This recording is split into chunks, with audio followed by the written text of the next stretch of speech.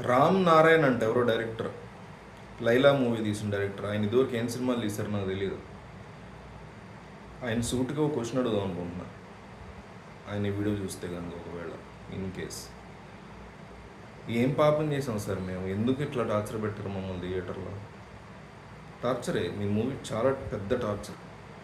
లైలా మూవీకి Vishwaksen lady getup వేసుకోవడానికి decision ఏదైతే తీసుకున్నాడో అది ఒక్కటే అప్రిషియబుల్. అది సినిమాతో సంబంధం లేదు, సినిమా కోసం తీసుకున్న నిర్ణయం తప్ప సినిమా కథకి సినిమా సీన్లకి దానికి సంబంధం లేదు. కాబట్టి అది ఒక్కటే పాజిటివ్ ఈ మూవీకి సంబంధించి. మిగతా మొత్తం కూడా నెగిటివే. అంత డిజాస్టర్స్గా ఉందా బ్రో అంటే మీరు ఎంత అనుకుంటే అంతకంటే డిజాస్టర్స్గా ఉంది. విశ్వక్సేన్ లాంటి ఒక టాలెంటెడ్ ఉన్న వాళ్ళలో ఎంతో కొంత టాలెంట్ ఉన్నాడే మనోడు. గామి లాంటి సినిమాలు తీశాడు, అదేదో ఫలక్నామా దాస్ లాంటి సినిమా తీశాడు, ఈ నగరానికి ఏమైందో డెబ్యూ ఇచ్చాడు, ఇంకా మంచి సినిమాలు తీసాడు. అది అర్జున్ కళ్యాణం అనేది మూవీ ఉంటుంది, నాకు భలే ఇష్టం ఆ మూవీ. ఇంత మంచి మంచి స్క్రిప్ట్స్ తీసుకొస్తావు కదా, మధ్య మధ్యలో ఎందుకు ఇట్లాంటి రాడ్లు వేస్తుంటావు మాకు అర్థం కాదు.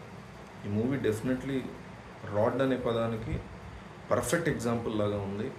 పొరపాటును కూడా మీరు ట్రై కూడా చేయొద్దు. థియేటర్లో 30% పీపుల్ ఇంటర్వెల్లోనే వెళ్ళిపోయారు. బ్యాంగ్ అనుకో, సారీ ఇంటర్వెల్ అనగానే బ్యాంగ్ రావడం గుర్తొచ్చేలా అన్నాం తప్ప ఇంటర్వెల్ బ్యాంగ్ ఏం లేదు దీంట్లో. మనం బ్యాంగ్ అవుతాం తప్ప ఇంటర్వెల్లోనే వెళ్ళిపోయారు చాలామంది.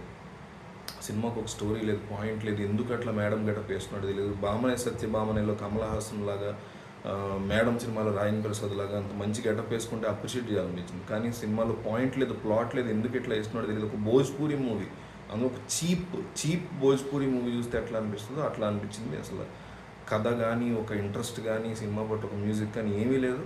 లైలా మూవీని మీరు కంప్లీట్గా హ్యాపీగా ధైర్యంగా అవాయిడ్ చేయొచ్చు. నేను మూవీ చూసి వచ్చిన ధైర్యంగా వీడియో చేస్తానంటే పబ్లిక్ టాక్ ఇంకా దారుణంగా ఉంటుంది. అది నాకు అనిపించింది అయితే.